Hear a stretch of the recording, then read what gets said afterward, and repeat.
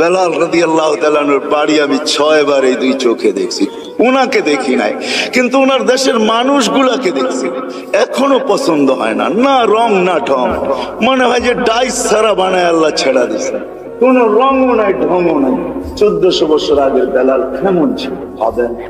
আল্লাহর কাছে তার পরিচয়, ছোট্ট জীবনটাকে সে করছিল, এটাই তার কাছে পুঁজি ছিল, আর কিচ্ছু ছিল না। এটাই ছিল কৃতদাস ছিল, আবার পুঁজি হবে তো হবে কি। বেলাল তো ইথিওপিয়ার ছিল, এখনো তার বাড়িটা ঐতিহ্য হিসাবে রাখা আছে। ছোট্ট পাহাড়ের পদদেশে জঙ্গলের ভিতরে ওই ছোট্ট বাড়িটাকে এখনো সিমসাম সাজায় রাখা আছে। আপনি গেলেও দেখতে পারেন, আদিস আবাবার থেকে 3 থেকে 3.5 ঘন্টা লাগবে গাড়িতে, বেশি সময় লাগবে না। কিন্তু আমার বিশ্বাস আপনি ওইখানে গেলে চোখের পানি ধরেও রাখতে পারবেন না, আপনার ভিতর থেকে কান্না আসবে। আমি 6 বারের একবারও ধরে রাখতে পারি না, ভিতর চোখে পানি ঝরছে, ভিতর থেকে চিৎকার আসছে, বেলাল তুমি কোথায়, আমি কোথায়, বেলাল তুমি কোথায়, দুনিয়া কোথায়, আমার দেশের মানুষ কোথায়, কোথায় তুমি যে জমিনে হাঁটলে জান্নাতে পদধূলি। 3 মাস মদিনার থেকে দূরে থাকলে আল্লাহর রসুল স্বপ্নে যায় ডাইকা নিয়ে আসতেন, যে নিজ কবর থেকে উঠবেন, আল্লাহ রসুলের পায়ের নিচের থেকে কিয়ামতের দিন উঠবে, উঠাই আজান দিবে। যে খালি পায়ে উলঙ্গ কিয়ামতের মাঠে যাবে না, সে লাল উটের উপরে চড়া যাবে। আমরা সবাই পায়ে হেঁটে কিয়ামতের মাঠে আল্লাহ তার কাছে আমল নামা চাবে না, বরং আল্লাহ বলবে আযদিন লানাল ইয়াওমা ইয়া বেলাল, বেলাল দুনিয়াকে একটা আজান শোনায়। সে আল্লাহর কাছে পরিচয় পরিচিতি লাভ করছে। মা বোনদের জন্য বলতেছি, রাবেয়ার বাড়ি বেশি দূরে না বেলালের বাড়ির থেকে, মাত্র 1 ঘন্টা ড্রাইভের ডিস্টেন্স। রাবেয়ার বাড়িটা এখনো রাখা, রাবেয়ার বাড়ি যদিও বলে বসরা, সে বসরায় চলে গেছিল কৃতদাসী হিসাবে, কিন্তু তার অরিজিনাল জন্মস্থান, অরিজিনাল বাড়ি ইথিওপিয়ায়। এখনো তার ঐতিহ্য রাখা আছে। বাংলাদেশেও কিছু ঐতিহ্য এখনো রাখা আছে, ঠিক না? সব তো হারায় যায় না, ঠিক না? না হারায় গেছে? কি বলেন? ইশাকার রাজধানী কি হারায় গেছে? না বিক্রমপুরের নাম হারায় গেছে, রাজা বীর বিক্রম হারায় গেছে বটে, কিন্তু বিক্রমপুর এখনো কাগজে কলমে লেখা আছে, ঠিক না? রাজা বীর বিক্রম হারায় গেছে, রাজবাড়ির রাজা হারায় গেছে, কিন্তু রাজবাড়ি এখনো রয়ে গেছে। জান্না নাটোরের রাজবাড়ি এখনো রাখা আছে, রাজারা কোথায় আছে কে জানে। আহসান মঞ্জিল আছে, কিন্তু এখন নওয়াব আহসানুল্লাহ নাই। এরকমই রাবেয়ার বাড়ি রাখা আছে। ওইখানে গেল কান্না আসে যে রাবেয়া তুইও কৃতদাসী ছিলি, তুইও তো 1000 বছর আগে কেমন ছিলি, আজকের গুলাকেই পছন্দ হয় না, তোকে আর কি পছন্দ হতো? তোর রূপরেখাই কিরকম ছিল, কিন্তু তোর নামের জীবনী কোনো বাসা নাই দুনিয়ায় যে বাসায় রাবেয়ার জীবন না। জান আমাদের দেশের লাইব্রেরি গুলো এখন ছাপে আর বিক্রি করে, মা বোনরা ওটা করে নিয়ে পড়ে। রাবেয়া কৃতদাসী ছিল, 33 বছর বয়সে মারা গেছেন। মারা যাওয়ার আগে রাবেয়া বিধবা হয়ে গেছেন। কাফনের জন্য নতুন কাপড়ও রাবেয়ার কপালে জোটে নাই, কিন্তু স্বপ্নে যখন দেখছে তো নূরের পোশাক পরা ছিল। জিজ্ঞাসা করছে, রাবেয়া ওই কাফনের কাপড় কোথায়? বলছে ওটা পীড়া ফালায়া দিয়েছেন, জান্নাতের নূরের পোশাক আল্লাহ পরায়। এটার নামই সত্য। এই জন্য ছোট্ট জীবনটাকে গোরা যেতে হবে। যে গোরা যাবে, যুবক যাবে, যে গোরা যাবে সেই আল্লাহর কাছে পরিচয় পরিচিতি পাবে। কিন্তু আপনি যদি প্রশ্ন করেন গড়াটা সহজ কিভাবে আমি গড়ব, এটার জন্য যদি বলেন, আপনিই প্রশ্ন করতে পারেন যে আমি গড়ব কি করে। এই জন্য আল্লাহ আমাদেরকে সহজ করছেন। আল্লাহ নিজের কথা বলেন নাই, আল্লাহর কথা যদি বলতেন তাহলে এটা হয়তো কঠিন হয়ে যেত যে আমি গর্ব কি কইরা। তোমাকে তো চোখেই দেখা যায় না, লা তারাহুল উয়ুন, আল্লাহকে তো চোখে দেখা যায় না। ওয়ালা তুখালিতুহু যুনুন, ধ্যান ধারণায় আনা যায় না। ওয়ালা ইয়াসিফুল ওয়াসিফুন, যার বর্ণনা দিয়া শেষ করা যায় না। বর্ণনা দিয়ে শেষ করা যায় না। করবো তো করবো কি করে? আল্লাহ আমাদের জন্য সহজ করছেন যে না না, মান আতা আর রাসূল ফাকাদ আতা আল্লাহ ওয়া ইন তুতিউহু তাহতাদু। আমার বন্ধুকে পাঠাইলাম, আমার বন্ধুর গোলাম হয়ে যাও, তাইলে জীবন গড়া হয়ে যাবে। আমার বন্ধুর গোলাম হইতে দেরি, ডেলি তুমি প্রতি নামাজের ভিতরে যেটা চাও, হেদায়েত হেদায়েত হেদায়েত, ইহদিনাস সিরাতাল মুস্তাকিম, আমার বন্ধুর গোলাম হইতে দেরি, আমি হেদায়েতের মালা তোমাকে পড়াইতে দেরি করব। আমার বন্ধুর গোলাম হয়ে যাও। ওয়াইন তুতিউহু তাহতাদু মান আতা আর রাসূল ফাকাদ আতা আল্লাহ। যে আল্লাহর রাসূলের গোলাম হলো সে আল্লাহর গোলাম হিসাবে স্বীকৃতি পাবে। আল্লাহ বলে সহজ করে দিলাম, কঠিন করলাম না, আমার বন্ধুর গোলাম হয়ে যাও। বাস্তবিক এটাই সত্য, কবির ওই কথাই সত্য। क्या वफा तूने मोहम्मद से तो हम तेरे हैं। तो अल्लाह बोलतेছে আমার বন্ধুর গোলাম হয়ে দেখ, আমি তোর হয়ে যাব। ये दुनिया क्या चीज है, लौह कलम तेरे हैं। দুনিয়া আর কি জিনিস, সমগ্র জগৎটা তোর হাতে উঠায় দিয়া, যার কারণে সম্ভব ছিল। আজকে তো আমরা যান্ত্রিক জিনিস দিয়ে যান্ত্রিক জিনিসকে হ্যাক করি, ঠিক না? মনে হয় বোঝেন নাই? যান্ত্রিক জিনিস দিয়ে যান্ত্রিক জিনিসকে, টেকনোলজির মাধ্যমে টেকনোলজিকে আমরা হ্যাক করি, ঠিক না? আলী রাদিয়াল্লাহু তাআলা আনহু সূর্যকে হ্যাক করতেছে ইশারা দিয়া, কত বড় হ্যাকার চিন্তা করেন। দাউদ আলাইহিস সালাম সূর্যকে হ্যাক করতেছে ইশারা করা, তুবিস্তা আসর পড়ি না ওইখানে দাঁড়ায়, অথচ ওর গতি পার ঘন্টায় কত 6 লক্ষ মাইল পার ঘন্টায় গতি হ্যাক করতেছে। আপনি তো আজকে ভিডিও কলিং বলেন, এই সূত্র দুনিয়া পাইছে তো পাইছে কোত্থেকে আমাকে বলেন? মুঠোফোনের সূত্র আসছে তো আসছে কোত্থেকে? 1400 বছর আগে ওমর রাদিয়াল্লাহু তাআলা মুঠোফোনের সূত্র আমাদের কাছে উঠায়া দিয়েছেন, যিনি মেম্বরে দাঁড়ায় বলছিলেন সারিয়াতুল জাবাল। 3000 কিলোমিটার দূরে বন্দর আব্বাসে ছিল সারিয়া, সেনা প্রধান ছিল 3000 কিলোমিটার দূরে বন্দর আব্বাস ইরানের শহরে। মেম্বরের উঠতে ছিলেন সিঁড়িতে আর বলতেছিলেন সারিয়াতুল জাবাল, সারিয়া পাহাড় সামলা। 6 মাস পরে যদি কখন মদিনা মুনাওয়ারায় আসছে, সবাই জিজ্ঞাসা করছে সারিয়া সামিতা সাউতা আমির আল মুমিনিন, আমিরের মুমিনের আওয়াজ কি তুমি শুনছিলে? তো সে হাসতেছে, বলতেছে শুনি নাই, শুধু রাআইতু আন্নাহু ওয়াকিফুন আলা মিম্বারির রাসূল, আমি দেখছি উনি আল্লাহর রাসূলের মেম্বরে দাঁড়ায় আমাকে পাহাড় দেখায়। সূত্র আসছে তো মুঠোফোনের ওইখান থেকে আসছে। ও মেরে দোস্ত, আমি কেমনে বুঝাবো, কেমনে বুঝাবো? কোত্থেকে জানি কই হারায় গেছি। এই ছোট্ট জীবনটাকে করা যেতে হবে। এই জন্য মুহাম্মদুর রাসূলুল্লাহর গোলামি যেই ব্যক্তি অর্জন করবে, যুবক কইরা দেখো না, মজা আসে তো আসে কতটুকু।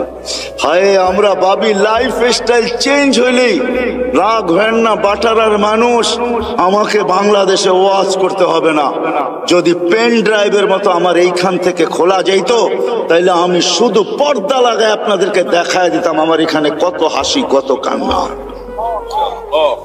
কত হাসি এখানে সেভ করা আছে, কত কান্না সেভ করা আছে। আমি গত মাসে 23 তারিখ আসছি আমেরিকা থেকে। আমি জানি দুনিয়ার উন্নত বিশ্বে কত কান্না, কত হাসি আমার এখানে সেভ করা আছে। আমাকে বুঝাইতে হবে না এগুলা। মেরে দোস্ত, লাইফ স্টাইল চেঞ্জ করলেই উন্নতি, আমরা সুখী হব না। না না না, মুহাম্মদুর রাসূলুল্লাহর গোলাম হইলে আখিরাতের জীবন শুধু বনা হবে না, দুনিয়াও। হায় হায়, চলেন বলেই দিই 2019-এ 20-এ তো যেতে পারি না প্যান্ডামিকের কারণে। 21-এ যখন গেছি, 2019-এ আমি এয়ারপোর্ট থেকে বাহির হতেছিলাম, আমেরিকার কোন এয়ারপোর্ট থেকে। তো আমার সাথে এক মুসলমান ছেলে দাড়ি টুপিওয়ালা মাকে হুইল চেয়ারে নিয়ে আসতেছিল। যখন হুইল চেয়ার সেট যেখানে গাড়িতে উঠাবে, তো মাকে কোলে করে উঠাইতেছিল। পাশেই আমি এক ইংরেজ মহিলাকে দেখতেছিলাম, চোখের পানি ঝরতেছিল। আমি জিজ্ঞাসা করছি তুমি কাঁদো কেন? বলে দেখ ওর মা মাকে ও বাচ্চার মতো কোলে করে গাড়িতে বসাইতেছে। আমার সন্তান কোথায় হারায় গেছে আমি জানি না। শুধু বৎসরে 2টা দিন, একটা দিন আমার কাছে আসে, যেদিন মাদার ডে হয়, একটা কেক নিয়ে শুধু আমার কাছে আসে, আর কোথায় হারায় গেছে আমি জানি। পায়ে হাত রেখা বলি আমাকে বুঝায়েন না আপনারা। আমি দুনিয়া চষতে চষতে ভিতরে সব শেষ হয়ে গেছে। দুনিয়ার কোন এরকম জায়গা নাই, কোরআনে যা আছে যতটুকু আছে আল্লাহ আমাকে চষায় ফেলছে। কেন চষাইছে তাও জানি না, হয়তো আমাকে পিটাবে বেশি এই জন্য হয়তো চষাইতে পারে, যে তোকে পিটাবো বেশি এই জন্য দেখায় তোকে পিটাবো, এটাও হতে পারে, জানি না। কিন্তু আমি চৈষা বলতেছি, লাইফ স্টাইল চেঞ্জ করলেই জীবন সুখী হয়। হায় হায়, আমি বাংলাদেশিদেরকে চিনি চিনি চিনি, অনেককে চিনি যারা হাতে ধরা চোখের পানি ঝরায়। প্রত্যেকবারই 2-4 জনকে পাই, মা বাবা বাবা বলে, মার সাথে তো সাক্ষাৎ হয় না, কিন্তু বাবা বলে হুজুর দোয়া করেন। আমার জানা ছিল না যে বুড়া বয়সে আমার ছেলের ঘরে আমাকে চাকর হইতে হবে, আমি জানি না, আমার জানা ছিল না। যদিও আমার কাছে গ্রিন কার্ড, যদিও আমার কাছে আমেরিকান পাসপোর্ট, কেননা 2 জনই জব করে, এদের বাচ্চাগুলাকে দেখবে কে, তো দেখবে কে? চিলড্রেন কেয়ারে দিলে ডলার গুনতে হবে, আমাদের 2 জনকে গ্রিন কার্ড দিয়ে নিয়ে আসছেন। আমরা ঘরের ভিতরে থাকি, সবকিছু আমাদেরকে দেখতে হয়। যদি একটু কিছু 19 থেকে 20 হয়, ছেলে যদি কিছুও না বলে, তো বৌমার তোর চোখ রঙ্গানি আমাদেরকে সহ্য করতে হয়। বিদায় আমার জানা ছিল না শেষ বয়সে আমার ছেলের ঘরে আমাকে চাকর রাগ হয় না, পায়ে হাত রাখলে যে আমাকে বুঝাইতে হবে। বিদায় লাইফ স্টাইল চেঞ্জ করলেই আমরা সুখী হব না। মুহাম্মদুর রাসূলুল্লাহ গোলাম হইলে সুখী হব দুনিয়া আখেরাতে।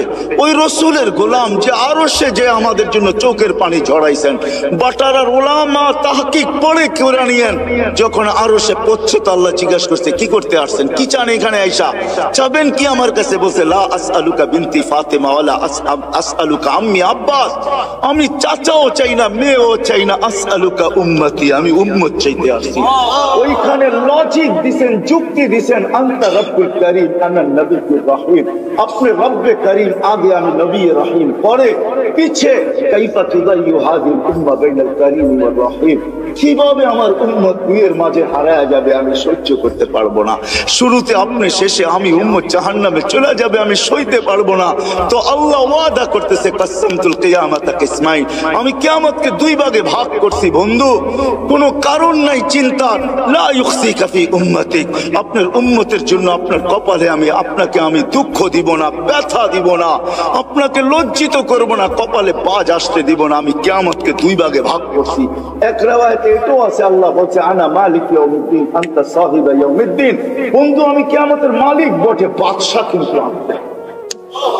আল্লাহ রসুলকে সান্ত্বনা দিয়েছেন, বলছে কিয়ামত 2 ভাগে ভাগ করছি, সালতুতা শাফি তুশাফা, ওই দিন আপনি চাবেন আমি দিব, সুপারিশ করবেন আমি মঞ্জুর করব। ও যুবক একটু বলো না, যাকে মাকামে মাহমুদে উঠায় নেওয়ার জন্য জিবরিল আসবে, মাকামে মাহমুদে যাবে আর চেয়ারে বসবে, হাত রেখা দাঁড়ায় থাকবে। আল্লাহ বলবে চেয়ারে বসেন না কেন? বলে বসলে 3 জায়গায় আমার উম্মতের জন্য ছুটবে তো ছুটবে। বলছে কোন 3 জায়গায় দৌড়াইবেন? কেন হাউসে কাউসারে দৌড়াইতে হবে না, আমার উম্মতকে পেহলা পরে আমি নিজে পানি পান করাবো, আমি করাবো না তো করাবে কে? আবার দৌড়াবো মিজানের পাল্লায়, সামনে ঝুঁকে কি ঝুঁকে না, এটা পর্যালোচনা, ওটা পরিলক্ষিত করতে হবে আমাকে, দেখতে হবে আমাকে। যদি সামনে না ঝুঁকে তো আপনি তো ওয়াদাই করছেন, চাইলে দিবেন, সুপারিশ করলে মঞ্জুর করবেন, ওইখানে দাঁড়াই হাত উঠায়া দিব। কেননা কোরআনে আপনি আমাকে বলেন না সাউফা ইউতিকা রাব্বুকা ফাতারদা, আপনাকে রাজি করেই ছাড়বো। ওই সময় তো আল্লাহ রাসূল ওয়াদাই করছেন, আল্লাহর সাথে দোয়াই করছেন, সাক্ষী রাখছেন জিবরিলকে, হাত্তা ওয়াল্লাহি লান আরদা হাত্তা ইয়াকুনা ওয়াহিদ মিন উম্মতি ফিন নার, একজন উম্মত জাহান্নামে থাকা পর্যন্ত আমি আপনার উপরে রাজি হব না। ও যুবক, এর গোলাম বনেন, ও ভাই এর গোলাম বনেন, যে কিয়ামতের মাঠেও আপনার জন্য ছুটবে, তারপরে পুলসেরাতে দৌড়াইতে থাকবে। যদি পার না হইতে পারে তো দুরূদ যদি জীবনে একটাও পড়া থাকি, একবারও পড়া থাকি, ওটাকে মাথার উপরে দিয়া পার করায় দিবে। কিয়ামতের মাঠে যিনি ছুটতে থাকবেন। হাদিস অনেক ছিল, রাত্র অনেক হয়ে গেছে, নাইলে দেখাইতাম কোন নবী আল্লাহ আমাদেরকে দিছিলেন। আরে চলেন চলেন, যে মৃত্যু লগ্নে, যার 9 ঘরে চুলা জ্বলে নাই, 9 ঘরে খাবার নাই, যে নিজে ক্ষুধার্ত দুনিয়ার থেকে যাইতেছেন, 9টা ফ্যামিলি রেখা যাইতেছেন, যাদের ঘরে কোনো খাদ্য নাই। আম্মা জান আয়েশা রাদিয়াল্লাহু তাআলা আনহা বলছেন যে বাতি জ্বালানোর তেল ছিল না, যদি থাকতো তো খিদা নিবারণের জন্য পান করে নিতাম। এরকম 9টা ফ্যামিলি রেখা যেতেছেন, হাসান হোসাইনকে রেখা যেতেছেন, আলী ফাতেমাকে রেখা যেতেছেন, যারা সবাই ক্ষুধার্ত। আল্লাহ নবী দুনিয়ার থেকে গেছেন ক্ষুধার্ত, এক বেলার না দুই বেলার না কয়েক বেলার ক্ষুধার্ত দুনিয়ার থেকে গেছেন। খাওয়ার কিচ্ছু ঘরে ছিল না। ওই মুহূর্তে হাসান হোসেনের জন্য চোখের পানি ঝরে নাই। যারা কলিজার টুকরা ছিল, হায় রাত্র অনেক হয়ে যাবে। একদিন দুই ভাই আসছে আল্লাহ রসুলের কাছে, বলতেছে নানা জান আপনি উত্তম না আমরা উত্তম? আল্লাহ রসুল সাদা সিধা জবাব দিছে আমি উত্তম। দুই ভাই হাসতে হাসতে কুটা কুটা হয়ে গেছে। আল্লাহ রসুল বলছে আসো কেন? জবাব হয় না। মানি জবাব হয় না মানি? আমরা দুই ভাই উত্তম, আপনি উত্তম না। তো বলছে কি কইরা? আমাদের আব্বা জানতে চিনেন? আব্বার পরিচয় দিয়া বলতেছে আবু কালাইসা বিশাই, আপনার আব্বা তো কিছুই না। আমাদের আম্মা জানতে চিনেন? পরিচয় দিয়া বলতেছে উম্মু কালাইসা বিশাই, আপনার আম্মা তো কিছুই না। আম্মু নানা জানতে চিনেন? নানার পরিচয় দিয়া বলতেছে ওয়া জাদ্দু কালাইসা বিশাই, আপনি নানার তো মানুষের নামই জানে না। আল্লাহ রসুল দুইজনরে উঠায় চুমা দিয়া বলতেছে মাইনা নিলাম তোমরাই উত্তম। ওই কলিজার টুকরার জন্য চোখের পানি না, বাটারার মানুষ আপনার আমার জন্য চোখের পানি ছিল। জিবরিল জিজ্ঞাসা করতে বাধ্য হয়েছে এখনো কাঁদতেছেন? ওয়াইলা রফিকিল আলা, আপনি তো আল্লাহর সান্নিধ্যে চলে যাবেন। আল্লাহু ইয়ান্তাযিরুক, আল্লাহ আপনার অপেক্ষায় অপেক্ষমান। এখনো চোখের পানি। বলছে জিবরিল ফামান লিবাদিলি উম্মতি, আমার পরে উম্মতকে দেখা কে রাখবে। আজকে ওই উম্মত বলে লাইফ স্টাইল চেঞ্জ করলে আমি সুখী হব। ওই উম্মত বলে লাইফ স্টাইল চেঞ্জ করলে সুখী হব। ওই উম্মত বলে রাগ হয় না। চলেন শেষ হাদিস শুনে দেই, তাহকি গোলামা কইরা নিবে। জিবরিল যখন পর মারবে কবর থেকে আথার থেকে উঠানোর জন্য, মাকামে মাহমুদে নিয়ে যাওয়ার জন্য, তখনও উঠবেন ওয়া হুয়া ইয়াবকি ওয়া ইয়াকুল, চোখে পানি থাকবে, মুখে চিৎকার থাকবে আইনা জিবরিল আইনা উম্মতি। জিবরিল আমার উম্মত আমার রিসেপশনে আসে না কেন? তুমি একা কেন? উম্মত কি জাহান্নামের পারে চলে গেছে? তো জিবরিল কসম খায়া বলবে মা শাক্কাল আরদা আহাদুন ইল্লা আনতা, আপনি ব্যতীত সৃষ্টির ভিতরে কেউ উঠেই নাই। উম্মত উঠবে কোত্থেকে? আপনি শান্ত হন, চলেন মাকামে মাহমুদে, তারপরে উম্মত আসবে। উঠলে না রিসেপশনে আসবে। নবী কবর থেকে টানতে ওনার লাইফ স্টাইল ওটার ভিতরে রাখা আছে। আপনার আর আমার এই ছোট্ট জীবনটাকে করা। মুহাম্মদুর রাসূলুল্লাহর মতো দয়ালু রবি, হায় হায় আল্লাহ কি দিছে আমাদেরকে আমরা জানি না। এই জন্য আসেন আজকে ওনার গোলামি অর্জন। যে ওনার গোলাম হয়ে যাবে, যুবক হয়ে দেখো জীবন কিরকম। মা বোনদেরকেও বলবো, আর ওনার জীবনের সবচেয়ে বড় আদর্শ যেটা, সেটা হলো 5 ওয়াক্ত নামাজ। কি দুনিয়া আসতে দেরি, চেষ্টা করতে দেরি করেন নাই। ওইদিকে গেলে আরো লম্বা হয়ে যাবে। মাত্র দুনিয়াতে চাদরে রাখা হয়েছে, গুইরা লম্বা সেজদা। আম্মা জান বসে মা কুলতা কুলতা মা কুলতা, তুই যেন কি বলছিস আমি বুঝি নাই। লম্বা সেজদা, ওইটা বৈশা আত্মাহিয়াতর সুরতে বৈশা আঙ্গুল উঠাইতে দেরি, সমগ্র জগৎ আলোকিত হইতে দেরি হয় না। আমি তো বলি সেজদা দেন নাই, আমাদেরকে মেসেজ দিচ্ছেন। আমি তুর পাহাড়ও দেখছি, হায় হায় ওইখানে যাওয়ার পরে হাদিস আমার মনে যে আমি কথা বলি, কারোর সাথে কথা বলবেন? তো আল্লাহ জবাব দিছে হ্যাঁ বলবো, কিন্তু শোনো তোমার সাথে কথা বলি পর্দার ওই পার থেকে, এই পার তুমি এই পারে আমি ওই পারে, এমন না যে আমি চূড়ায় তুমি পদদেশে। বলছে এক উম্মত আসতেছে, আমি দুনিয়াতে 4 সাথেই কথা বলবো, পর্দার এই পার থেকে ওই পার, কিন্তু আমার বন্ধুর সাথে না। আমার বন্ধুকে তো ডাইকা নিয়া কাওবা কাউসাইনিয়া ওয়াদনা ফাদানা ফাতাদাল্লা ফাআওহা ইলা আবদিহি মা আওহা, কাছে বসায় কথা বলবো, আর বন্ধুর উম্মত আমার সাথে কথা বলবে কথা। কিন্তু ফালা হিজাবা বাইনি ওয়া বাইনাহুম, এদের মাঝে আমার মাঝে কোনো পর্দা থাকবে না। মুসা আলাইহিস সালাম জিজ্ঞাসা করছে কখন কথা বলবে? বলে ইযহুম ইয়াসজুদুন, যখন তারা সিজদায় যাবে। সিজদায় হায় হায়, জীবন গড়ার সবচেয়ে বড় মুহাম্মদুর রাসূলুল্লাহর জিন্দেগির সবচেয়ে বড় জিনিস যেটা, মুখ্যম জিনিস যেটা, যেটা সিল লাগায় নিয়ে আসছেন। বলে না একের 1 না 101 না, একই যেন প্রবাদ বাক্য আছে না, আরে এরকম এক আমল নিয়ে আসছেন যেটা একটাই 100 না, একটাই জিন্দেগি। এই জন্য হাদিস সিল মাইরা নিয়ে আসছেন, ইদা সালুহা সালুহা সাইরুল আমাল, নামাজ ঠিক তো জীবন, নামাজ ওকে তো জীবন ওকে। 5 বার আল্লাহ ডাকে, ওই আল্লাহ ডাকে, ওই আল্লাহ যিনি আমাদেরকে অস্তিত্ব দিয়েছেন, ওই আল্লাহ ডাকে যিনি 99 পদের মালিক। কয়টা? এই জন্য আসেন, ওয়াদা করেন যে আজকের থেকে নবীর গোলাম হব। ওয়াদা নামান, আজকের থেকে নামাজ ছাড়বো না। কে কে ওয়াদা করতে পারে যে আজকের থেকে নামাজ কোনো অবস্থায় ছাড়বো? আমি বিশেষ করে যুবকদের পায়ে হাত দিয়া করি, ছাড়বো না নামাজ। জানো না যুবক তুমি কোথায় পৌঁছবে? যদি 5 ওয়াক্ত নামাজও গ্যারান্টির সাথে বাজমাত পড়তে পারো, তো একটা দিন আসবে আল্লাহ তোমাকে দেখা লজ্জা পাবে। আমি হাদিস দিতে পারি, হাদিসই আছে। এই জন্য বাংলাদেশ নড়ে চড়ে পড়ে না, কেন বাংলাদেশের সাথে আল্লাহ সম্পর্ক। হাজারো লক্ষ যুবক বাংলাদেশে আছে যাদেরকে দেখে আল্লাহ লজ্জা পায়। শুধু মাদ্রাসায় না, স্কুলও আছে, কলেজও আছে, ইউনিভার্সিটি তো আছে, হ্যাঁ বুয়েট চুয়েট সব জায়গায় আছে, মেডিকেল কলেজও আছে। জন ময়মনসিংহ এগ্রিকালচারে গেলে মাঝে মাঝে মনে হয় এটা মাদ্রাসার ভিতরে ঢুকে গেছি। এটা এগ্রিকালচার না, যেটা এশিয়ার ভিতরে সবচেয়ে বড় এগ্রিকালচার কলেজ, কিন্তু মনে হয় যে ইকরাম মাদ্রাসার ছেলে ফেলে। আমি মাঝে মাঝে গেলে ওদেরকে বলি, তোদেরকে দেখেই মনে হয় আল্লাহ লজ্জা পায়।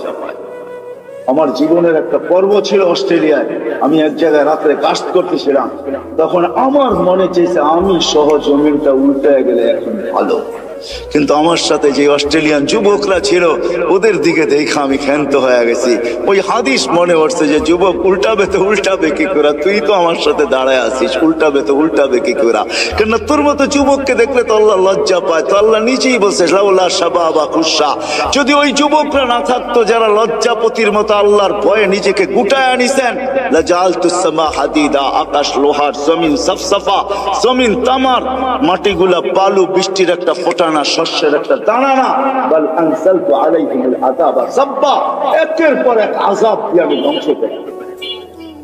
আল্লাহ দেখায় দিছে করুণা দিয়া, আমাদেরকে সিরুন নিচে নিয়ে গেছে। 750 কোটি মানুষ, ছোট্ট একটা ভাইরাস যাকে মাইক্রোস্কোপ দিয়ে জুম করা ছাড়া দেখা যায় না। শুধু ডাইরেক্ট মাইক্রোস্কোপ দিয়েও দেখা যায় না, ওটাকে জুম করতে হয়, বড় করতে হয়।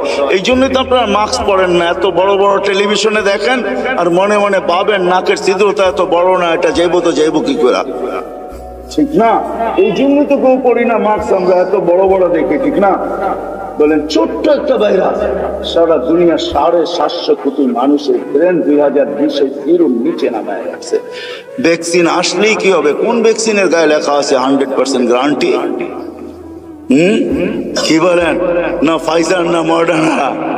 আপনি বলেন আপনি কি দেন না? না, দিতে হয়েছে, অনেক আগে দিয়ে ফেলছে, বাধ্য হয়ে দিতে হয়েছে। আল্লাহ দেখায় এই জন্য। আসেন মেরে দোস্ত, 5 ওয়াক্ত নামাজ যুবক আজকের থেকে যেন না ছোটে। নবীর স্টাইল, নবীর জিন্দেগি গ্রহণ করো, দেখো তোমার লাইফে মজা আসে কিরকম। লাইফটা দিছেন আল্লাহ এনজয় করার জন্য, কিন্তু তুমি যেটাকে এনজয় মনে করতেছো, দিস ইজ নো এনজয়। এটা এনজয় না, 2 দিন পরেই তুমি দেখবে এটা এনজয় না। দুটা জিনিস তুমি অতি সত্বর হারায় ফেলবে, দুটা তোমার জন্য অবধারিত। রাগ হয় না, তোমাদের পায়ে হাত, তোমাদের হিতাকাঙ্ক্ষী হিসাবে বলতেছে। অল্প বয়সে যৌবন হারায় ফেলবে, অল্প বয়সে, হাদিসের ওয়াদা, অল্প বয়সে যৌবন হারায় ফেলবে।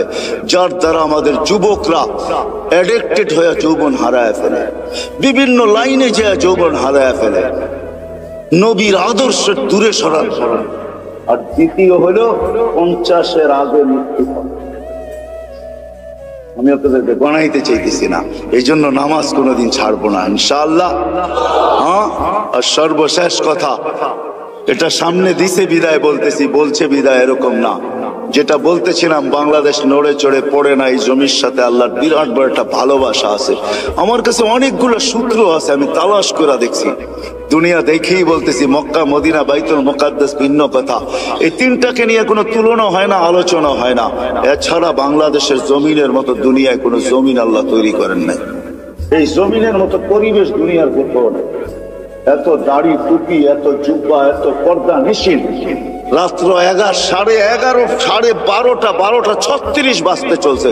দুনিয়ার কোথাও আপনি দেখাইতে পারবেন না এত রাত অবধি বসে আল্লাহ আল্লাহ রসুলের কথা চাতকের মতো শুনে, এরকম দুনিয়ার কোনো দেশ না। ময়মনসিংহ সিলেট চলে যান, সারা রাত্র ওয়াজ হতে থাকে। বাংলাদেশের জমিনের সাথে আল্লাহ সম্পর্ক, এই জন্য এখানে একটা বিচিত্রময় পরিবেশ আছে যেটা দুনিয়ার কোথাও নাই। আমি ঘুরা বলতেছি, যতদিন এই পরিবেশটা টিকা থাকবে আমার বিশ্বাস এই দেশ নড়বে চড়বে, কিচ্ছু হবে না। কেননা এই দেশের কোনো গলি নাই যে গলিতে মসজিদ না আছে, কোনো গলি নাই যেখানে মাদ্রাসার সাইনবোর্ড না আছে, কোনো গলি নাই যেখানে দুই একজন আলেম বাস না করে। বাংলাদেশের ভিতরে এই পরিবেশটা যদি আমরা টিকায় রাখতে পারি, এটার জন্যই প্রয়োজন এটা, যেটা আমার আগে যিনি উনিও বললেন, এটা বেশি না, 1 স্কয়ার ফিট জায়গা আপনার মা বাবার নামে দিয়া দেন। আমি একটা প্রশ্ন করলে কেউ হাত তুলতে পারবেন না। আমার বিশ্বাস এখানে মনে হয় একজনও নাই যে প্রতিদিন মা বাবা থাকুক আর না থাকুক, যাদের নাই তাদেরকেই প্রশ্ন করি যে প্রতিদিন বাহির হওয়ার সময় মা বাবার নামে 2 টাকা সদকা করে বাহির হই, একজনও হাত উঠাতে পারবে।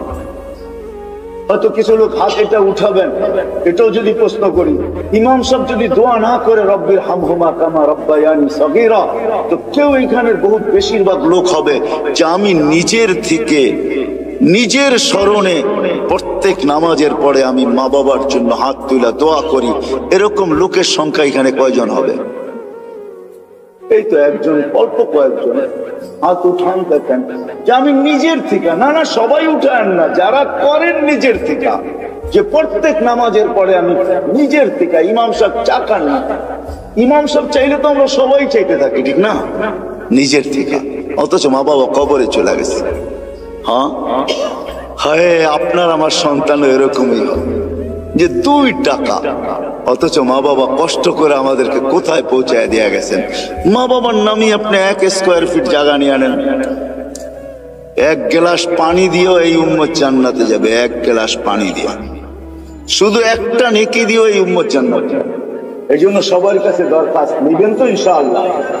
কে কে চেষ্টা করবেন দেখি, হাত উঠান তো, যে আমরা চেষ্টা করব কমসে কম 1 স্কয়ার ফিট জায়গা নেওয়ার জন্য। আমি নাম লিখবো না, শুধু হাত দেখবো বাস। হয়তো আমি চেষ্টা করব, নাহলে আমি দায়িত্ব নিব। দুটা কিন্তু 2 শব্দ, আমি চেষ্টা করব বা দায়িত্ব নিব। 1 স্কয়ার ফিট জায়গার পয়সা জোগাই। এরকম কে কে আছেন? হাত উঠান তো দেখি। মাশাআল্লাহ, আল্লাহ কবুল করো। কি বলেন? তো আমার সাথে এক মুসলমান ছেলে দাড়ি টুপিওয়ালা মাকে হুইল চেয়ারে নিয়ে আসতেছিল। যখন হুইল চেয়ার শেড যেখানে গাড়িতে উঠাবে, তো মাকে কোলে করে উঠাইতেছিল। পাশেই আমি এক ইংরেজ মহিলাকে দেখতেছিলাম, চোখের পানি ঝরতেছিল। আমি জিজ্ঞাসা করছি, তুমি কাঁদো কেন? বলে, দেখ ওর মা মাকে ও বাচ্চার মতো কোলে করে গাড়িতে বসাইতেছে। আমার সন্তান কোথায় হারায় গেছে আমি জানি না। শুধু বৎসরে 2টা দিন, একটা দিন আমার কাছে আসে যেদিন মাদার ডে হয়, একটা কেক নিয়ে শুধু আমার কাছে আসে। আর কোথায় হারায় গেছে আমি জানি। হয়তো আমরা আজকে দুনিয়াতে আসি, দুনিয়ার পরিস্থিতি আর সিস্টেম এটাই বলতে চাইতেছে যে বেশি দিন আমরা সবাই দুনিয়াতে থাকবো না। কেন আমাদের বয়সটাও বেশি লম্বা না, 60 থেকে 70 বছর। দুনিয়ায় কোনো দেশ আছে কিনা আমার জানা নাই যার গড় আয়ু 70-এর উপরে আছে। হয়তো আপনাদের কাছে জানা থাকতে পারে। বিদায় 70 পর্যন্তই আমাদের জীবনের সীমা রেখা। এর চেয়ে বেশি যারা পাবে, হাদিসের আলোকে বোঝা যায় কালিলুম মা ইয়াতাজাওয়াজুন, এর চেয়ে বেশি যারা পাবে এদের সংখ্যা বড় নগণ্য হবে। বিদায় আমরা ভাইবা নিতে পারি, কিন্তু এটাও তো সত্য, কেউ বুকে হাত দিয়ে বলতে পারবে না আমি 60 বাজবো কি 70 বাজবো। এটাও তো জানার মতো টেকনোলজির যুগে কোনো মেশিন এখনো বাহির হয় নাই। যদিও আগে ভাবতাম যে জ্বর মাপতে হলে থার্মোমিটার মুখে নিতে হবে অথবা বুগল তলে নিতে হবে, কিন্তু টেকনোলজি উন্নতি হওয়ার কারণে এখন আর জ্বর মাপতে মুখেও নিতে হয় না, আর বুগল তলেও নিতে হয় না। বেশি দূরে যেতে হবে না, আমাদের এয়ারপোর্টেই মেশিন লাগানো আছে। আপনি গেট ক্রস করতে থাকবেন, তাপমাত্রা দেখার যার দায়িত্ব সে তাপমাত্রা দেখতে থাকবে যে আপনার তাপমাত্রা কতটুকু। যদি দেখে তাপমাত্রা অনেক বেশি, তো বেটেই আপনাকে থামায় দিবে, আপনিও জানবেন না যে তাপমাত্রা মাপলো তো মাপলো কি করে। টেকনোলজি উন্নতি হয়েছে, কিন্তু এখন পর্যন্ত কোনো মেশিন আসে নাই যে মানুষের কপালে লাগাবে আর বলে দিবে তার বয়স কতটুকু আছে। মনে হয় কোনোদিন এই মেশিন আসবেও না। আর এটাই সত্য, কোনোদিন এই মেশিন আসবে না যে আমি 60 বাজবো কি 70 বাজবো। এই জন্য আল্লাহ মানুষকে বড় সতর্ক করছেন, ইবনে আদম লা তাফরাহ বিদুনিয়াইকা, মানুষ দুনিয়ার উন্নতি বা চাকচিক্য বা দুনিয়া আধুনিক হইতেছে, ডিজিটালত্ব বা আধুনিক বা উন্নত বা আপডেট তোমাদেরকে যেন মাথাল না করে। ফাইন্নাকা গায়রা মুখাল্লাদ, এটা দিলে বসাও যে তুমি কিন্তু চিরঞ্জীব না। আবার আল্লাহ যুবকদেরকে পৃথক করছেন, ইয়া শাবাব, ও যুবক, লা ইয়াক্তারুকা শাবাবুকা, যৌবন যেন তোমাকে মাতাল না করে, বিমুখ না করে। কাম মিন শাব সাবাকাকা ইলাল মাউত, আল্লাহ লজিকও দিছেন, যুক্তিও দিছেন যে কত যুবককেই তো আমি যৌবন অবস্থায় কবরের কোলে শোয়ায় দিছি। এটাই কিন্তু ছিল সত্য। আমাদের সবাই উপস্থিত যদি এখনো আমরা দুনিয়াতে বা প্রত্যেকেই একটা পজিশন নিয়ে চলি, কিন্তু একটা দিন অচিরেই আসবে যে আমরা কেউ দুনিয়াতে থাকবো না। যদিও আজকে বিরাজমান কথা, কিন্তু আমার ঠান্ডা ঠান্ডাই হবে, সুরটুর হবে না। ধ্যান দিয়ে শুনলে হয়তো বুঝে আসতে পারে, দিলে গাঁথতে পারে।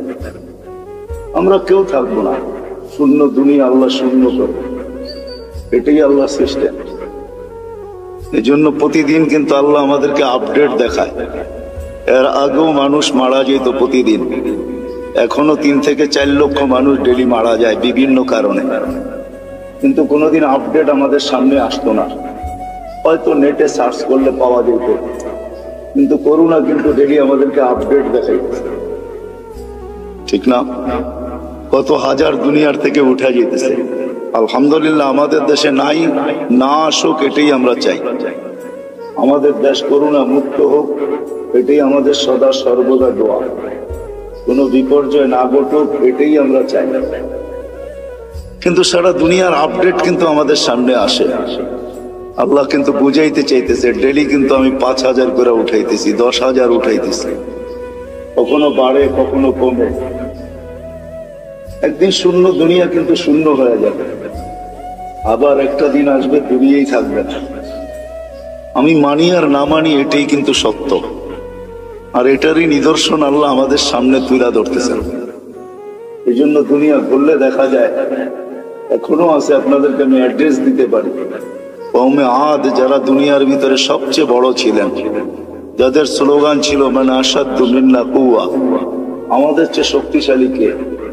120 ফিট লম্বা ছিলেন। এদের ঘরগুলো এখনো রাখা আছে। ইয়ানহিতুনা মিনাল জিবালি বুয়ুতা, জমিনে বাস করতেন না, বলতেন জমিন আমাদের পেশাব পায়খানার জন্য।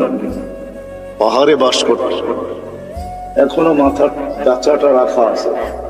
আমি অ্যাড্রেস দেই, আমি দেখা আসছি, আপনারাও দেখা আসেন। 6 ফিটের একটা মানুষ এইদিকে দাঁড়াবে, আরেকটা ওইদিকে দাঁড়াবে, একজন আরেকজনকে দেখবে না এই মাথার উপর। এই ঐতিহ্যগুলো দুনিয়াতে রাখা আছে, এগুলো নিদর্শন স্বরূপ। আমরাও একদিন চলে যাব। যিনি নিয়ে আসছেন উনি আমাদেরকে নিয়ে যাবেন। হ্যাঁ, এটাই সত্য। মালাকুল মউতকে যখন আল্লাহ মউতের জন্য নির্ধারণ করেন, তো ওনার প্রশ্ন ছিল, আল্লাহ নিয়া তো আসবো, হুকুমের অমান্য তো করা যাবে না, কিন্তু মানুষ তো আমাকে গালি বানিয়ে দিবে। সবাই বলবে লোকটার কোনো কাজই নাই, শালি বাটারা সারাদিন ঘুরতে থাকে। এই থানার ভিতর থেকে প্রতিদিন কেউ না কেউ ওঠে, ঠিক না? তো আমরা তো বলবো লোকটার কোনো কাজই নাই, খালি বাটারা থানার ভিতরেই ঘুরে, যাকে মনে চায় তাকে উঠায় নিয়ে যায়। তো তার এই প্রশ্নের উত্তরে আল্লাহ বলছিলেন, সাআজালু লিল মাউতি সাবাবা, আমি মৃত্যুর কারণ বানায় দিব। ইয়াযকুরুস সাবাব ওয়া ইয়ানসা, মানুষ কারণ নিয়ে আলোচনা করবে, তোমার নাম কেউ ভুলে নিবে না। এটাই সত্য। সময়ের আগে কেউ মরে না, আর কারণ ছাড়াও কেউ মরে না। যদি তাই হইতো তাহলে সান্ত্বনার মেশিন, লাইফ সাপোর্ট, এটা যাবে তো যাবে কোথায়? উচিত তো ছিল লাইফ সাপোর্টে দেখতে দেরি, তার লাইফ সুরক্ষিত হওয়া দেরি করতে না, ঠিক না? কি বলেন? লাইফ সাপোর্টে যে যায় সেও ভাবে হয়তো ফিরবো না, যারা দেয় তারাও ভাবে হয়তো ফিরবো না, ডাক্তাররাও ভাবে মনে হয় আর বাঁচাইতে পারবো না, কেননা লাইফ সাপোর্টে চলে আসছে, ঠিক না? কিন্তু নাম তো লাইফ সাপোর্ট, ঠিক না? শব্দটা যদিও ইংরেজি, কিন্তু বাংলা করলে কি দাঁড়াবে? জীবনকে সুরক্ষিত করে, এটাই তো, জীবনকে বাঁচায় দেয়। আসলে তা না, কারণ ছাড়া কেউ যায় না, সময়ের আগেও কেউ যায় না, বিদায় শূন্য হবে একদিন, এটাই সত্য।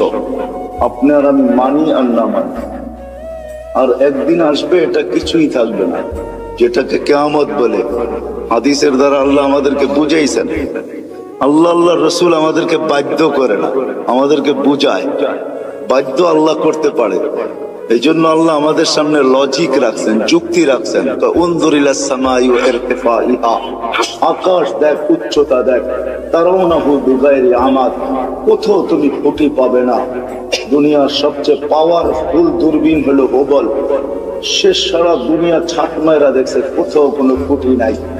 বিদায় আজ পর্যন্ত নাসার হুবল এই তথ্য দেয় নাই যে আমরা কোথাও খুঁটি পাইছি, খুঁটি দিয়ে আকাশ দাঁড়ায় আছে।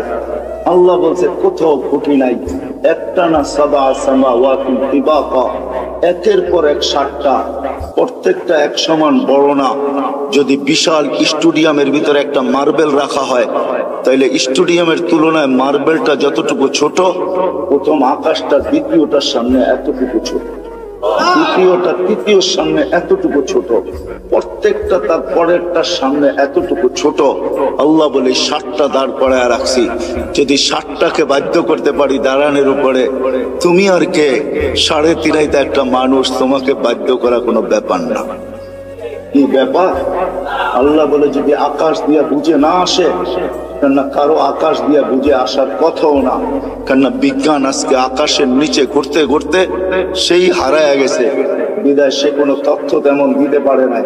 কিন্তু এই জন্য আল্লাহ আমাদেরকে একটু নিচে নিয়ে আসছেন, বলছে উনদুরিলা শামসি ওয়া শুআইহা, সূর্য দেখো আর কিরণ দেখো, তোমাদের দুনিয়ার থেকে 13 লক্ষ গুণ বড়। আমাদের দুনিয়াটা নক্ষত্র না, গ্রহ, ওটা নক্ষত্র 13 লক্ষ গুণ বড়। আল্লাহ বলে এটাকে যদি 365 দিনে 365 কক্ষপথে আমি বাধ্য করতে পারি, যার চলার ঘন্টা পার ঘন্টায় 6 লক্ষ কিলোমিটার বেগে দৌড়াইতেছে, একে যদি আমি বাধ্য করতে পারি, তো তোমাকে বাধ্য করা কোনো ব্যাপার না। তো আল্লাহ বলে এটাও যদি বুঝে না আসে, তো উনদুরিলাল বিহারি ওয়া আমওয়াজিহা, সমুদ্র দেখার তরঙ্গমালা গুলা দেখ, সমুদ্রকে আমি বাধ্য করছি। পদ্মা, মেঘনা, যমুনা ভাঙ্গে আমি মানি, কিন্তু আজ পর্যন্ত বঙ্গোপসাগর ভাঙছে এরকম খবর, বঙ্গোপসাগরে ভাঙ্গন শুরু হয়েছে এরকম কোন খবর মনে হয় বাংলাদেশের কোন নিউজ পেপারে আসে নাই, ঠিক না? অথচ পদ্মা ভাঙ্গে, মেঘনা ভাঙ্গে, যমুনা ভাঙ্গে, কিন্তু যতগুলা ঢেউ প্রতিদিন আশ্রয় পড়ে আমাদের কুলে, আজ পর্যন্ত পদ্মা মেঘনা এরকম একটা ঢেউয়েরও অস্তিত্ব দিতে পারে। আল্লাহ বলে ওকে বাধ্য করছি, এই জন্য তোমাকেও বাধ্য করা কোনো ব্যাপার না। আল্লাহ বলে এটাও যদি বুঝে না আসে, তো উনদুরিলাল জিবালি ওয়া ইস্তিকরারিহা, পাহাড় দেখো আর দৃঢ়তা দেখো, ওটাকেও আমি বাধ্য করছি, তোমাকে বাধ্য করা কোনো ব্যাপার না। হইতে পারি আমি হাট্টা গাট্টা, হইতে পারি আমি যৌবনে বড়া যুবক, তাতে কি আসে যায়? আল্লাহর উপমা বা লজিক দেখেন না। আল্লাহ বলে তোমাকেও আমি বাধ্য করতে পারি, এটা কোনো ব্যাপার না। আল্লাহ বলে এটাও যদি বুঝে না আসে, তো উনদুরিলাল আরদি ওয়া ইত্তিসাইহা, জমিনটাকে পানির ভিতরে আল্লাহ বিছাইছেন, যখন বিছাইছিলেন তখন এটা হেলতে ছিল, কামা ইয়ালাতিল আরদ, জমিন হেলতে ছিল। আল্লাহ বলে ফাজআলনাল জিবালা ফিহা আওতাদা, আমি পাহাড়কে প্যারাক বানায় বেড়া গেছি, ফাস্তাকাররাতিল আরদ, জমিন স্থির হয়ে গেছে পানির ভিতরে। এটা দেখা ফেরেশতাদের চক্ষু কপালে উঠছিল। ওই প্রশ্নের দিকে আমি যাইতে চাই না। ফেরেশতা আল্লাহকে জিজ্ঞাসা করছিলেন, হাল খালাকতা আসাদ্দু খালকাম মিনাল জিবাল, আল্লাহ পাহাড়ের চেয়ে শক্তিশালী কিছু আপনি তৈরি করছেন। আল্লাহ বলছে লোহা যে পাহাড়কে কেটে ঢের বানায় দেয়, বলছে এর চেয়ে শক্তিশালী? বলে আগুন যে লোহাকে পানির মতো তরল করে দেয়, বলছে এর চেয়ে শক্তিশালী? বলে পানি। বলে এর চেয়ে শক্তিশালী? বাতাস। বলে এর চেয়ে শক্তিশালী? বলে এটা আছে যেটা আল্লাহ আমাদেরকে দিচ্ছেন আর কাউকে দেন। আমাদেরকে দিচ্ছেন ওটা আর কাউকে দেন। যদি আল্লাহ বলতেছে জমিনের দিকে দেখো, প্রশস্ততা দেখো, আর যদি আমাদের গ্রহের দিকে দেখেন, এই দুনিয়ার ফুটবলটার দিকে দেখেন, তো সে 66,000 মাইল গতিতে সূর্যের পিছে দৌড়াইতেছে, 1000 মাইল বেগে পার ঘন্টায় ঘুরতেছে। কিন্তু আমরা বসে আছি, বিল্ডিং ঠিক আছে, সবকিছু ঠিক আছে, কোনটা তার জায়গার থেকে সরতেছে না, নড়তেছে না, ঠিক না? অথচ যদি 66,000 মাইল ব্যাগে যদি সে ছুটে, সবাই উড়া যাওয়ার কথা ছিল। আল্লাহ বলে না, আমি জমিনকে বাধ্য করছি, তুমি দৌড়াও, তাতে কিছু আসে যায় না, তুমি ঘোরো, তাতে কিছু আসে যায় না, কিন্তু খবরদার আমার বন্দার গায়ে যদি বাতাস লাগলো। আল্লাহ বলে আমি বাধ্য করছি, তোমাকেও বাধ্য করতে পারি, আল্লাহ বাধ্য করবে। নাইলে আপনি কি ভাবেন 5 ওয়াক্ত আল্লাহ ডাকবে আর আপনি আসবেন না? 5 ওয়াক্ত আল্লাহ ডাকবে আর আপনি আর আমি বলবো ব্যস্ত? হ্যাঁ, রোড গার্ড আলাও বলে ব্যস্ত, হাট বাজার আলাও বলে ব্যস্ত, দোকান পাট আলাও বলে ব্যস্ত, অফিস আদালত ওয়ালাও বলে ব্যস্ত, ঘর বাড়ি আলাও বলে ব্যস্ত, মিল ফ্যাক্টরি ওয়ালাও বলে ব্যস্ত, প্রত্যেক ব্যক্তি খেত খামার ওয়ালাও বলে ব্যস্ত। প্রত্যেক ব্যক্তি যাকে জিজ্ঞাসা করবেন, আজানের ধ্বনি কানে আসে, কিন্তু সে বলে আমি ব্যস্ত, ব্যস্ত, ব্যস্ত, ব্যস্ত। আসে তো কয়জন আসে? যুবকও বলে আমি ব্যস্ত, এমনকি বৃদ্ধও বলে আমি ব্যস্ত, নারীও বলে ব্যস্ত, পুরুষও বলে ব্যস্ত, সব শ্রেণীর মানুষ বলে আমি ব্যস্ত। অথচ ডাকে কে? কোন আল্লাহ? কোন আল্লাহ ডাকে? রাগ হয় না, দুনিয়ার কোন পদস্থ মানুষ ডাকলে লঙ্গির খবর থাকে না। দুনিয়ার কোন পদস্থ মানুষের চিঠি আসলে, দাওয়াত নামা আসলে, দাওয়াতের কার্ড আসলে 1 মাস আগের থেকে জামায় মাঞ্জা দেওয়া শুরু হয়। মাঞ্জা চিনেন? আমি পুরান ঢাকায় বড় হয়েছি তো এই জন্য কিছু ঢাকায় শব্দ আসবে, কিন্তু আপনাদেরকে বুঝা নিতে হবে, বাটারার মানুষ মাঞ্জা দেওয়া শুরু করে। অথচ ডেলি 5 বার আল্লাহ ডাকে। আল্লাহ কোন আল্লাহ? আল্লাহ নিজেই বলতেছেন, আমার আল্লাহ নিজেরই পরিচয়। কোন আল্লাহ? এই জন্য আল্লাহর থেকে যখন বিমুখ হয়, ডাকার পরেও যখন আসে না, তো আল্লাহ নিজেই বলতেছেন, মান আরাদা আন্নি নাদাইতুহু মিন কারিব, যে আমার থেকে বিমুখ হয়ে যায়, সবকিছু পাওয়ার পরে হারায় যায়, যুবক যৌবন পাওয়ার পরে, রূপসী রূপ পাওয়ার পরে, দোকানওয়ালা দোকান পাওয়ার পরে, হাটালা হাট পাওয়ার পরে, বাজারওয়ালা বাজার পাওয়ার পরে, অফিসওয়ালা অফিস পাওয়ার পরে, আদালতওয়ালা আদালত পাওয়ার পরে, মেইলওয়ালা মেইলে পাওয়ার পরে, ফ্যাক্টরিওয়ালা ফ্যাক্টরি পাওয়ার পরে, বাড়িওয়ালা বাড়ি পাওয়ার পরে, ঘরওয়ালা ঘর পাওয়ার পরে, সবকিছু যখন আমরা পাওয়া যাই, তখনই আসলে আমরা হারায় যাই। আর যতদিন আমরা না পাই, যান হাসপাতালে যায় দেখেন, যার মুখে কখনো আল্লাহ ফুটতো না, এখন অসুস্থতার কারণে মাঝে মাঝে আল্লাহ যে যায় তাকেই বলে একটু দোয়া করেন, আল্লাহ যেন বাঁচায় দেয়। এরকমও লোক শত শত পাবেন। আল্লাহ বলে যে পাওয়ার পরে বিমুখ হয়ে যায়, না তাই তো মিন কারিব, আমি কাছের থেকে এসে ওকে ডাকতে থাকি আর ওকে প্রশ্ন করতে থাকি, ইলা আইন, কোথায় চললি? হাল ওয়াজাত্তা আজওয়াতা মিন্নি, আমার চেয়ে বড় দাতার সন্ধান কি তোর কাছে আছে? আমা কুনতা মা আম্মাহিনা, তুই নিকৃষ্ট একটা পানির ফোঁটা ছিলি না? ফামান জাআলাকা দামা, তোকে রক্তে রূপান্তরিত করলো তো করলো কে? ওমান জাআলাকা মুদগা, তোকে রক্তপিণ্ড বানাইলো তো বানাইলো কে? ওমান জাআলাকা ইযামা, তোর কঙ্কালটা তৈরি করলো তো করলো কে? ওমান কাসা আলাইহি লাহমা, এর উপরে এত সুন্দরভাবে গোস্তের আবরণ চড়াইলো তো চড়াইলো কে? বল। আল্লাহ প্রশ্ন করে বল, আমা কুনতা সাগীরা, তুই কি ছোট্ট ছিলি না? আমা কুনতা যায়ীফা, তুই কি দুর্বল ছিলি না? আমা কুনতা জাহিলা, তুই কি অজ্ঞ ছিলি না? আমা কুনতা মিসকিনা, তুই কি অসহায় আর নিঃস্বয় ছিলি না? আজকে সবকিছু পাওয়ার পরে বিদ্যানকেও দেখবেন বিদ্যার পাপ নিয়ে চলে, সবাই পাপে চলে আসছে। পাপ বুঝেন তো, অন্য শব্দটা বললাম না, হয়তো আপনাদের দিলেও লেগে যেতে পারে, এই জন্য শব্দ পরিবর্তন করে বললাম। সবাই পাপ নিয়ে চলে, বিদ্যানকে দেখবেন বিদ্যার পাপ নিয়ে চলে, পদালকে দেখবেন পদের পাপ নিয়ে চলে। তো আল্লাহ জিজ্ঞাসা করে, তুই অজ্ঞ ছিলি না, তুই নিশ্চয় ছিলি না? তো আল্লাহ চিত্র তুলে ধরেন, ফালা লাকা সিন্নুন তাক্তা, তোর তো দাঁত ছিল না এক সময়, তুই কাটবি দূরের কথা, মার পেটের থেকে যখন আসছিলি তো তোর তো দাঁত ছিল না। ওয়ালা লাকা লিসানুন তানতিক, জিহ্বা ছিল কিন্তু বাক শক্তি ছিল না। ওয়ালা লাকা উদুনুন তাসমা, কান ছিল কিন্তু শ্রবণ শক্তির কার্যকারিতা ছিল না। ওয়ালা লাকা আইনুন তানজুর, চক্ষু ছিল দৃষ্টি শক্তির কার্যকারিতা ছিল না। ওয়ালা লাকা আকলুন তুমাইয়িজ, মগজ ছিল ভালো মন্দ বুঝার মতো ক্ষমতা তোর ভিতরে ছিল না। ওয়ালা লাকা কলবুন তাতাফাক্কার, দিল ছিল একটা ছোট কিন্তু চিন্তা কি জিনিস তুমি জানতে না। ওয়ালা লাকা ইয়াদুন তাবতিশ, হাত ছিল ধরার ক্ষমতা ছিল না। ওয়ালা লাকা রিজলুন তামশি, পাও ছিল কিন্তু চলার ক্ষমতা ছিল না। তারপরে আল্লাহ প্রশ্ন করেন, আলাইসা কাযালিক, এরকম কি ছিল না? কি বলেন? হ্যাঁ হ্যাঁ, এরকম ছিল না? আল্লাহ বলে, ফাকাত তাতাহাররাক, তুই নড়াচড়াই করতে পারতি, আর কিচ্ছু না। তোকে এই পর্যন্ত আমি আল্লাহ পৌঁছেছি। কে পৌঁছেছে? আল্লাহ বলে, কিভাবে পৌঁছেছি এটাও দেখ। তোর অস্তিত্ব হইতে দেরি আমি তোর মার সিনার ভিতরে দুটা পিওর দুধের ঝর্ণা জারি করতে দেরি করে, যার বিকল্প কিয়ামত পর্যন্ত কেউ পাবে না। হতে পারে দুধ বড় দামি দামি আছে, ডাব্বার দুধ বড় দামি দামি আছে, কিন্তু মার দুধের বিকল্প নেই। হ্যাঁ, আপনি যত ব্র্যান্ডের দুধ বলবেন আমাকে বুঝাইতে হবে না, রাগ হবেন না। ব্র্যান্ডের যত দামি দুধ ডাক্তার লেখক না কেন, মার দুধের কোনো বিকল্প নেই। আল্লাহ বলে, হাত রাখি শীতা, শোন শোন, শুধু এখানে শেষ না, শীতের ছোঁয়া লাগতে দেরি আমি আল্লাহ কুদরত দিয়ে গরম করতে দেরি, বারিদান ফিস সাইফ, গরমের ছোঁয়া লাগতে দেরি আমি ঠান্ডা করতে দেরি করি নাই। এইভাবে তোর ভিতরে আমি ঢুকাইছি। শুধু এইখানেই শেষ না, চাল তুলাকা হানানা, তোর জন্য আমি সবার দিলের ভিতরে ভালোবাসার চাল বুনছি। নাইলে তুই যে কষ্ট দিছিস মাকে, মা তো উচিত ছিল তোকে নিক্ষেপ করা, বাহির হইতে দেরি ফুটবলের মতো নিক্ষেপ করা দেরি হতো না।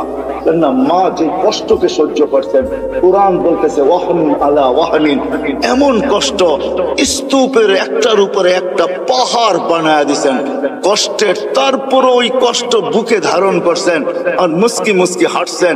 সবাইকে যদি জিজ্ঞাসা করে হাসো কেন এত কষ্ট, বলে শুধু চেহারা দেখতে দাও, কষ্ট বলতে দেরি হবে না। ইমাম গাজালি লেখছেন, যদি যান্ত্রিক রূপ দেওয়া যেত মার কষ্টকে, কসম খোদা, টেকনোলজির যুগে যদি কোনো মা বাচ্চাকে যখন পেটে রাখে, ওটাকে যদি টেকনোলজির মাধ্যমে কোনো রূপ দেওয়া যেত আর নিক্ষেপ করা যেত কোনো কঠিন পাথরের পাহাড়ে, তো ইমাম গাজালি লেখেন লান শাক্কাল জিবাল, পাহাড় টুকরা টুকরা হয়ে যেত। আল্লাহ বলে, আমি ভালোবাসার তুফান চালাইছি তোর মার দিলের ভিতরে, যার কারণে ভালোবাসার তুফান আর বন্যার কারণে তোর মা সবকিছু সহ্য করছেন, কিন্তু তোকে কিছু হইতে দেন নাই। বলে ভালোবাসার মাত্রা কতটুকু ছিল? বলে ফালা ইয়ানাম হাত্তা তানাম, তুই না খাইলে আমি খাইতেও দেই নাই। ফালা ইয়ানাম হাত্তা তানাম, তুই না ঘুমাইলে মা বাবাকে আমি ঘুমাইতেও দেই নাই। কিন্তু তুই তো ছিলি অসহায়, তুই এটাকে কাজে লাগাবি কি করে? এই ভালোবাসার সমুদ্রে মাঝে মাঝে তুফান উঠাবি কি করে? এই জন্য তুই আসতে দেরি, আমি তোকে কান্না শিখাইতে দেরি করি নাই। ওটা কান্না ছিল না, ওটা জাদুর বাঁশি ছিল, জাদুর বাঁশি। এটা হেমেলিনের বাঁশি ছিল, এটার ভিতরে জাদু ভরা ছিল। এই জন্য তো হাদিসের শব্দ ফালাম্মা বাকাইতা সা ইলাইকা জামিয়া, তুই কান্নার সুর তুলতে দেরি, সবাই তোর দিকে দৌড়াইতে দেরি। দাদা যত বড় পীর হোক আর গৌস হোক আর কুতুব হোক, নাতির কান্না যখন কানে যায় না, ভিতরটা ফাটতে শুরু করে আর দৌড়াইতে শুরু করে। কাঁদে তো কাঁদে কেন? আরে গৌস আর কুতুব আর কি, দুজাহানের বাদশাহ মুহাম্মদুর রাসূলুল্লাহ, যাকে সৃষ্টি না করলে আল্লাহ কিছুই করতেন না, যার সুবাদে আমরা এখনো চলতেছি। নাইলে আল্লাহ আমাদের চালানের কথা না, আমাদেরকে চালানের কথা না, এক কদম আমরা চলার কথা না, শুধু চলতেছি তো ওনার সুবাদে চলতেছি, ওই নবীর সুবাদে চলতেছি, কারণে চলতেছি, ওনার সাথে অঙ্গীকার, এই জন্য চলতে পারতেছি। নাইলে আমাদেরকে চালানো পালানো পালা, এটা আল্লাহর কোনো প্রয়োজন ছিল না। কি বলেন? হ্যাঁ, বড় আমাদেরকে পাললেই আল্লাহ, নাউজুবিল্লাহ, আল্লাহর আল্লাহিয়াতের ভিতরে, খোদাইত্বের ভিতরে কোনো বেড়া যাবে না? আমরা না মানলে কমা যাবে না? না, আল্লাহ আল্লাহ আল্লাহ আল্লাহ আল্লাহ, কারো মুহতাজ না। সমাদারি, সমাদের মিনিংস দেখেন, অর্থ দেখেন, এটা কাকে বলে? আল্লাহ কারো মুখাপেক্ষী না। আমাদের প্রয়োজন আছে কদম, এই জন্য আল্লাহ আমাদেরকে পালতেছেন, নাইলে পালার কথা না। আল্লাহ বলে তোকে কান্না শিখাইছি, আর এটার ভিতরে আমি জাদু ঘোড়া দিছি। যেটা বলতেছিলাম, দুজাহানের বাদশাহ মুহাম্মদুর রাসূলুল্লাহ সাল্লাল্লাহু আলাইহি ওয়াসাল্লাম যখনই হাসান হোসেনের কান্না শুনতেন তো ছুটে আসতেন আর বলতেন, ফাতেমা ফাতেমা, কলিজার টুকরাদেরকে কাঁদায় ওরা, এরা কাঁদলে আমি সইতে পারি। ওই দুজাহানের বাদশাহ পর্যন্ত হাসান হোসেনের কান্না সইতে পারতেন না। কান্নার ভিতরে আল্লাহ জাদু ঘোরা দিয়েছেন, জাদু। আল্লাহ বলে, এইভাবে তোকে আমি বড় করছি, এইভাবে তোকে আমি একটা পজিশন পর্যন্ত নিয়ে আসছি। আর শুধু এইখানেই তো শেষ না, 24 ঘন্টা তোকে আমি সুরক্ষিত করি। যদি সুরক্ষিত না করতাম, এইখানে যতজন বসে আছি, অনেকের জীবনে এরকম পর্ব আছে যে ওই দিন যদি মৃত্যু হইতো, আজকে হয়তো হাড্ডি মাংস সব মাটির সাথে মিশা যেত। ওই অ্যাক্সিডেন্ট থেকে আল্লাহ আমাকে বাঁচায় নিয়ে আসছে। আছে না এরকম দুই একটা পর্ব? 24 ঘন্টা আল্লাহ বলে সুরক্ষিত করি তোকে, 24 ঘন্টা সুরক্ষিত করি। আমি যদি তোকে সুরক্ষিত আযকুরুকা ওয়ালাউ তানসানি, আল্লাহ বলে 24 ঘন্টা তোকে সুরক্ষিত করে, আর 24 ঘন্টা তুই আমাকে ভুলা থাকিস। শোন শোন, আমি যদি সুরক্ষিত না করতাম, লাবতালাতিল আরদু ফি বাতনিহা, জমিন বহুত আগে তোকে পেটে নিয়ে আনিত। লা আদরাকাতিল বাহরু ফি কারিহা, সমুদ্র বহুত আগে তোমাদেরকে তলদেশে নিয়ে আনিত। লা আহলাকাতিল মালাইকা, ফেরেশতা বহুত আগে তোমাদেরকে চটকাইতে চটকাইতে সাইজ করে ফেলতো। আমাদের বডিটা এমনি পরিচালিত হয় না। 10 জন ফেরেশতা ডে শিফটে ডিউটি করে, 10 জন নাইট শিফটে ডিউটি করে। প্রত্যেকের জন্য 20 জন ফেরেশতা ডেলি ডিউটি করে 24 ঘন্টায়। দিনে 10 জন, রাত্রে 10 জন, যে আপনাকে আমাকে সুরক্ষিত করে। বাকি বডিটা পরিচালনার জন্য অনেক ফেরেশতা আছে। এইখানে শিক্ষিত সমাজ, আমি যদি প্রশ্ন করি হার্ট কি দিয়া চলে, আপনারা বলবেন বাল্ব দিয়া চলে, ঠিক না? এটাই তো বলবেন। আমি যদি প্রশ্ন করি বাল্ব কি দিয়া চলে, কি জবাব আপনাদের কাছে বলেন? জান এখানে হাসপাতালও আছে, জিজ্ঞেস করেন। ফরাজি হাসপাতালে জিজ্ঞেস করে আসেন যে বাল্ব কি দিয়া চলে, তো বলবে জানি না বাল্ব কি দিয়া চলে। আরে আরে, হার্ট কুদরত দিয়া চলে। ফেরেশতা 5 করে, আলা ইন্না কলবি ইবনে আদম মালাইকাতুন মুআক্কালা। একজন ফেরেশতা আছে যে হার্টকে 5 করে, 5 চিপ দেয়, রক্ত বাকি হয়ে যায়, ছেড়া দেয়, আবার টাইনা। আল্লাহ আমাদেরকে সিস্টেমের মাধ্যমে চালান। 24 ঘন্টা ফেরেশতা আমাদেরকে সুরক্ষিত করে, আল্লাহ সুরক্ষিত করে। আল্লাহ বলে, যদি সুরক্ষিত না করতাম, আমি ডাকি তারপরও আসো না, কিন্তু আমি তারপরও তোমাকে সুরক্ষিত করি। হ্যাঁ শোনেন, তাইলে দ্বিতীয় হাদিসও শুনালেন। জমিন প্রতিদিন বলে, আলা কুল্লা ইয়াউমিন ওয়াল আরদু তাস্তাযিনু রাব্বা, জমিন প্রতিদিন বলে আল্লাহ অনুমতি দেন না, কি করবে? আন আবতালিয়া ইবনা আদম ফি বাতনি, হায় হায়, আদমকে, মানুষকে আমি পেটে নিয়ে আনিব। যে যেখানে আছে, যেটার ভিতরে আছে, যা সহ আছে, সব সহ পেটে নিয়ে আনিব। প্রথম সুনামি যখন আসে, 3 মাস পরে আমি ইন্দোনেশিয়া গেছি। টানা ঢাকার থেকে 8 ঘন্টা ফ্লাইটের পরে আমি পড়ছি দূর জাকার্তা। ওইখান থেকে 300 কিলোমিটার আমার এই চোখে দেখছে, একটা বাড়িও দাঁড়ানো নাই। হ্যাঁ হ্যাঁ, আমি চোখে দেখা জিনিস বলতেছি। তখন উদ্ধার অভিযান চলতেছিল, একটা বাড়িও দাঁড়ানো নেই, 300 কিলোমিটার আমার দুই চোখে দেখছি, একটা বাড়িও দাঁড়ানো নাই। তো এখানে আমার মনে হচ্ছে এখানে জমিনকে আল্লাহ একটু অনুমতি দিয়ে দিচ্ছে। হায় হায়, 2 দিন আগেও আসছিল বাংলাদেশে ভূমিকম্প, ঠিক না? হ্যাঁ, পুরা অনুমতি আল্লাহ দেন না, এই জন্য একটু চটকা দিয়া চলে গেছে, সতর্কের সিগন্যাল দিয়া চলে গেছে। কিন্তু আশ্চর্যের বিষয় একটা এটাও ছিল, 300 কিলোমিটারের ভিতরে একটা মসজিদের ভিতরে একটা দাগও দেখি। আমি চোখে দেখা বলতেছি, শোনা মুনা না। তো মেরে দোস্ত, যেটা বলতেছিলাম, জমিন প্রতিদিন বলে অনুমতি দেন না। তো আল্লাহ জিজ্ঞাসা করে এত রাগ কেন? তো বলতেছে আলামাতা আসবির ওয়া তাহাম্মাল, আমি কতদিন সবুর করবো আর এদের বোঝা উঠায় রাখবো? তো আল্লাহ বলে কেন? ইয়াসি লাইলাম ওয়া নাহারা, 24 ঘন্টা নাফরমানি করে। দেখেন না, আপনি ডাকেন তারপরও আসে না, বলে ব্যস্ত ব্যস্ত ব্যস্ত ব্যস্ত। অথচ হাদিসে এই কথাও আছে, উনি আমাদের সবার কানে আসবে, সবার কানে। শুনে নেন, বাটারার মানুষ সবার কানে ধ্বনি আসবে। আজকে তো যুবক তুমি ব্যস্ত বলো, তোমার কানেও ধ্বনি আসবে। লাশ হইতে দেরি, ধ্বনি আসতে দেরি হবে না। ফেরেশতা আয়েশা কানের কাছে চিৎকার দিয়ে জিজ্ঞাসা করবে, আইনাল ইশতিগাল, বল তোর ব্যস্ততা কোথায়? তুই নিজেকে বড় ব্যস্ত বলতি, বল ব্যস্ততা কোথায়? তো ফেরেশতা জবাব দিবে, জালাল ইশতিগাল, তোর ব্যস্ততা পরিসমাপ্তি ঘটায় দিলাম। তোর ব্যস্ততা শেষ, আর কোনোদিন তুইও বলবি না আমি ব্যস্ত, আর কেউ তোকে দেখবে না ব্যস্ত, আর কোনোদিন রিঙে বলবে না ব্যস্ত, কোনোদিন ব্যস্ততার শব্দটাই তোমার কাছে আসবে না, পরিসমাপ্তি ঘটায় দিলাম। তুমি ব্যস্ততা শেষ, ওয়ালাকিন বাকিয়াল ওয়াবাল, সব কাটি তোমার সামনে। কতদিন সবুর করব, কতদিন উঠায় রাখবো? জমিন আরেকটু শব্দ বলে, ওয়ায়ামশি আলা যাহরি মারহা, আমার বুকে সিনা টান করে চলে। যদি মাথা নত করে চলতো তাইলেও তো মেনে নিতাম। আল্লাহ আমাকে ফাটায়া চলে, ফাটায়া। যুবক দেখবেন, রাগ হয়েও না, তোমাদের পায়ে হাত দিয়া চলি। যুবক তো যুবকের স্টাইলই চলে, ঠিক না? হ্যাঁ, কি বলেন? তেল চালিত ঘোড়ার উপরে উঠলে তো কোনো কথাই নাই। তেল চালিত ঘোড়া চিনেন? আগের ঘোড়া ঘাস খাইতো, এখনকার ঘোড়া কিন্তু তেল খায়। তেল চালিত ঘোড়ার উপরে উঠলে তো কোনো খবরই নাই, ঠিক না? বাবুই ভিন্ন, ঠিক না? তো বলে 24 ঘন্টা নাফরমানি করে আমি কত সহ্য করব? আরো লম্বা হাদিস, আমি শর্ট করতেছি, আরো লম্বা কাহিনী জমিন শোনায়। ইয়াকুল রিজকা কা ইয়াসিক, রিজিক তোর খায়, তোর নাফরমানি করে। তুমি যা দিছো এটা দিয়ে গৌরব করে। যুবক যৌবন দিয়া, শিক্ষিত শিক্ষা দিয়া, দীক্ষিত দীক্ষা দিয়া, অর্থওয়ালা অর্থ দিয়া, মালালা মাল দিয়া, যা আল্লাহ দিছে, দিছে কে গুলা সব?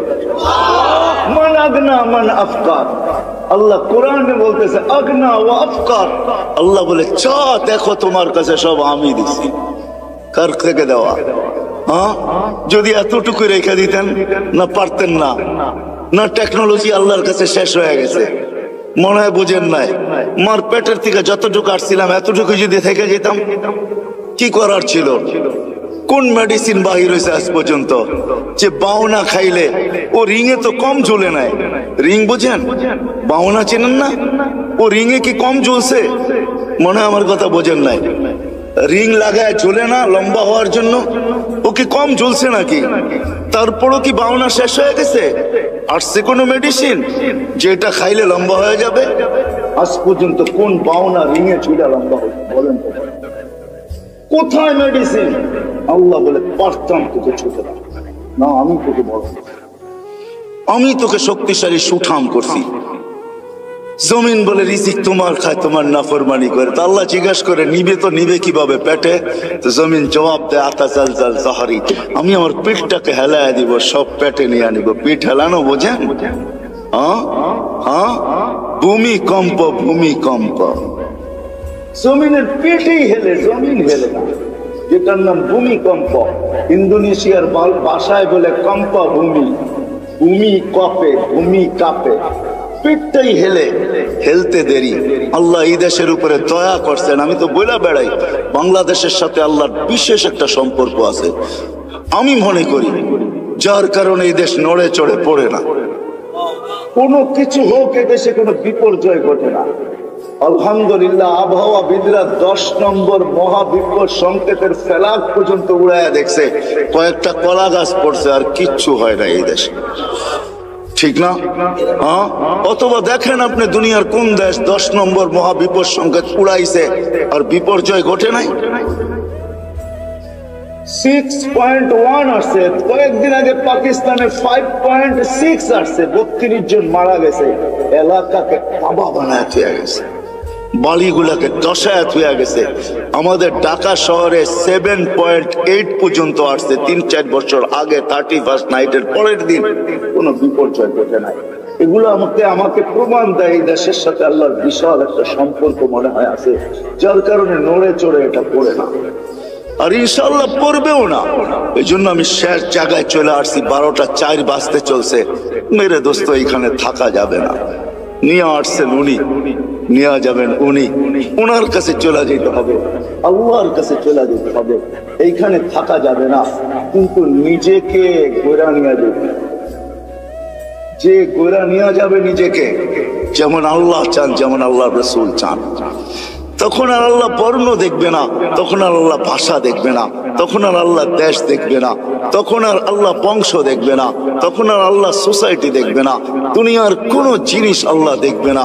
যে নিজেকে গোড়া নিয়ে যাবে, নারী গড়বে, পুরুষ গড়বে, যুবক গড়বে, বৃদ্ধ গড়বে, এমনকি গরিবও যদি নিজেকে গোড়া নিয়ে যায়, আল্লাহ রসুলের দোয়া তার সাথে আছে। আল্লাহ রসুল, আমরা এখানে যারা বসে আছি সবাই তো দোয়ার ভিতরে বলি আল্লাহ কিয়ামতের দিন নবীর সাথে উঠায়েন, ঠিক না? কিন্তু নবীজি তো আজ পর্যন্ত কোনোদিন বললো না যে আমার সাহাবীদের সাথে আমাকে উঠায়েন, উলামাদের সাথে আমাকে উঠায়েন, গৌসের সাথে উঠায়েন, কুতুবের সাথে উঠায়েন। আল্লাহর নবী তো বলে ওই গরিবদের সাথে উঠায়েন যে জীবনটা গোড়া নিয়ে আসছে। আল্লাহুম্মা হশুরনি ফি জুমরাতিল মাসাকিন, কারণ এটাই যে গোড়া নিয়ে যাবে মেরে দোস্ত, সে আল্লাহর কাছে পরিচয় পরিচিতি পাবে। চাই দুনিয়ার হতভাগা গরিব হোক, তাতে কিছু আসে যায় না। এই জন্য দুনিয়ার আধিপত্য হাজারো মানুষের হাতে হতে পারে, হাজারো শ্রেণীর হাতে হতে পারে, কিন্তু কিয়ামতের আধিপত্য কিন্তু গরিবদের হাতে, আর কারো হাতে না। এই জন্যই আল্লাহ রসুল গরিবদের সাথে উঠতে চাইতেছেন, কেননা গরিবরা কবর থেকে উঠবে, ফেরেশতারা কানে কানে বলবে ইনতালিকু ইলাল জান্নাতি বিগাইরি হিসাব ওয়ালা কিতাব, তোমাদের হিসাবও নাই, কিতাবও নাই, সিধা জান্নাতে চলো। ওরা বলবে কিয়ামতের মাঠ, বলে ওইখানে তোমাদের কোনো প্রয়োজন নাই, চলো তো সিধা চলো। বরং এক রিওয়ায়াতে এটাও আছে, বলে ওইখানে গেলে বিপদও হবে। আবার আরেক রিওয়ায়াতে আছে কিয়ামতের মাঠে যাবে গরিবরা, সত্য। ফেরেশতারা যখন হিসাবের কথা বলবে তো সব গরিব বেকা হয়ে বসবে, রংবাজের মতো স্টাইল দেখাবে, আর ফেরেশতাদের চোখে আঙ্গুল দিয়ে বলবে আইয়ু হিসাবিল্লাহ না, ওই আমগো আবার কি হিসাব রে, ওই কি হিসাব? কথোপকথন চলতে থাকবে, আল্লাহ জিজ্ঞাসা করবে মানহুম ওয়া মা ইয়াকুলুন, এরা তারা কি বলে? বলবে আল্লাহ সব ভিক্ষুকের দল, হিসাব দিতে রাজি না। তা আল্লাহ বলবে কেন দিবে না? জিজ্ঞাসা করো ভদ্র ভাষায়। তো জিজ্ঞাসা করবে কেন দিবে না? মা কান আল্লাহু মালা, মালই তো দেয় না, এবার কি হিসাব? সকালে আনছি বিকালে শেষ, বিকালে আনছি সকালে শেষ, 1 তারিখে আনছি 20 তারিখে শেষ। আল্লাহ বলবে সাদাকু, এরা সত্য বলছে, সত্য। এই কথা শুনতে দেরি। ঐক্যজোট দুনিয়া আর কি, ঐক্যজোট তো কিয়ামতের মাঠে হবে, দেখবেন সারা দুনিয়ার গরিবদের ঐক্যজোট হবে। আবার স্লোগান দিবে আইয়ু হিসাবিল্লানা মা আতানাল্লাহু মালা ওয়ালিমাযা হাবিসতুম, আরে আল্লাহ তো মালই দেয় না, আমাদেরকে আটকায় রাখছো, তো রাখছো কেন? কিসের হিসাব আমাদের? মালই তো দেয় নাই, আটকায় কেন রাখছো? তো আল্লাহ বলবে, ফেরেশতারা বলবে আল্লাহ বড় গরম, টিয়ার গ্যাস না লাঠি চার্জ কোনটা করবো? আল্লাহ বলবে কিচ্ছু করতে হবে না, বাত্তুহুম অস্তুরুহুম, তাড়াতাড়ি লুকাও আর ডাকো। বলবে কেন? বলে যা সামনে শোনাবো ধনীরা একটাকেও যেতে দিবে না। বলছে কেন? আল্লাহ যাকাতের কাপড় দিছে, যদিও এক দোয়া শেষ দিছে, তো দয়া তো করছে, ঠিক না? না করে নাই? হ্যাঁ, অল্প দেখার বেশি দেখ, দিয়া তো দয়া করে, ঠিক না?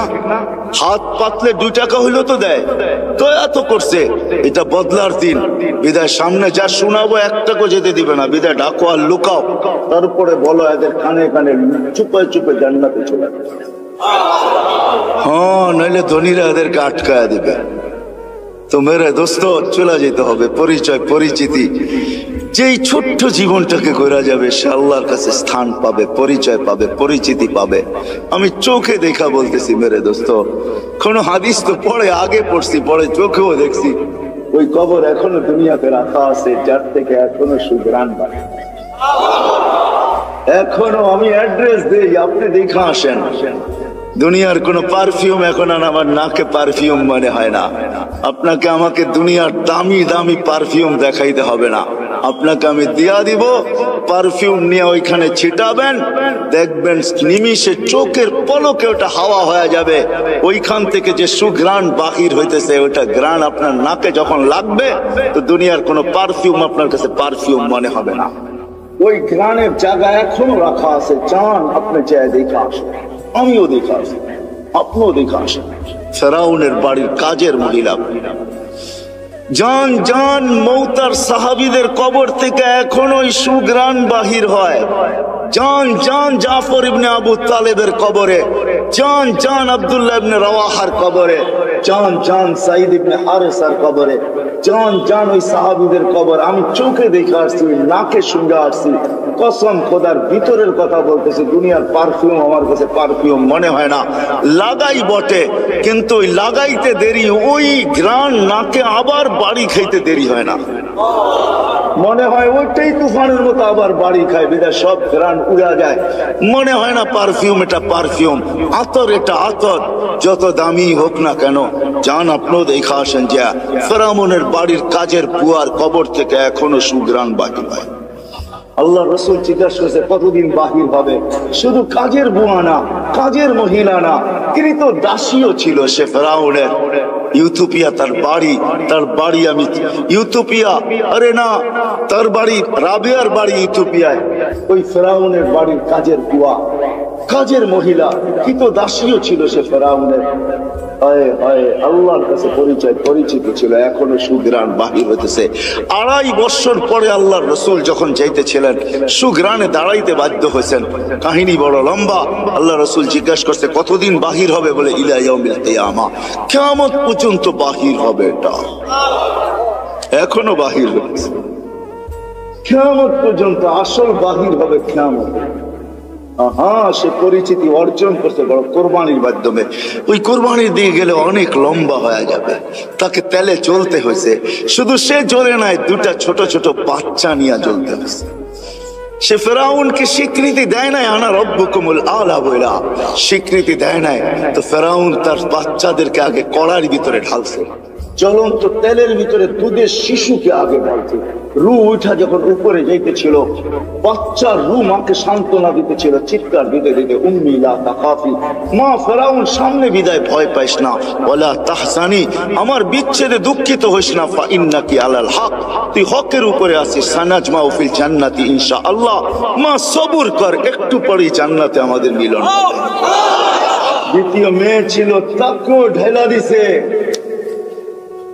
মা তো মাই হয়, চোখের পানি ধরে রাখতে পারেন নাই, একটু পর পর উপরে দেখতেন, হাত উঠাইতেন, ঠোঁট নাড়ায় কি বলতেন সেই জানে। ফেরাউন বলছে এরকম করিস কেন, হাত কেন উপরে ওঠে, চোখের পানি কেন ঝরে, ঠোঁট নাড়ায় কি বলতেছিস আর কাকে বলতেছিস, আমাকে মাইনা নিলেই তো পারিস। বলে কখনো না, ওই আল্লাহকে বলতেছি। এরকম কুটি ফেরাউন নারাজ হয়, আমার কিছু আসে যায় না, তুই নারাজ হস, তাইলে সব হারায় যাবে, দুনিয়াও যাবে, আখিরাতও যাবে, সব পরিচয় হারায় যাবে।